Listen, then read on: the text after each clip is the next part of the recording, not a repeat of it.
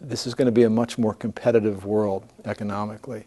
A lot of countries are making progress. They're educating their populations. They're innovating. And so we're not going to be as exceptional as we were.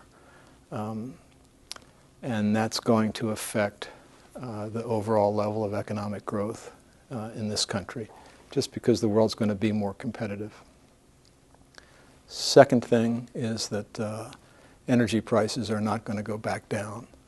Energy prices are going to continue to increase. It's hard to predict how fast, but that's going to have an effect, obviously, on how our economy especially works, because we have a pretty transport-intensive and fairly energy-intensive economy. And then the third thing is that our demographics are going to affect economic activity. We're getting older, and we will continue to get older. We'll get to a point where the population above 65 is going to be larger in this state than the population of school age.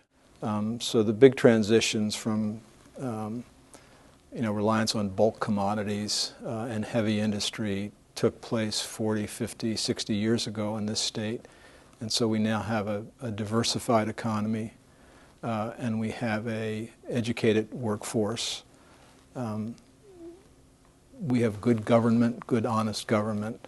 So I think Minnesota is going to be affected by those trends, but will be able to deal with the challenges better than a lot of states. I don't think we can identify a particular cluster or two that's going to stand out. We already, again, have a fairly diversified economy. So we have manufacturing, we have retail, we have medical and biomedical, we have some high tech, we've got food processing, we've got education, R&D.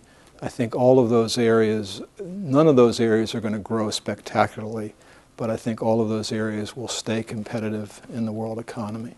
One of the things that Minnesota has done well in the past is to educate its workforce. And so I think we're certainly in the top 10 of the states in terms of being able to adjust to new industries and being able to innovate. And hopefully that will continue. Well, one of the big trends that I mentioned is going to be energy. The cost of energy. Energy prices are going to go up for sure. And I think that then puts rural economies at a disadvantage.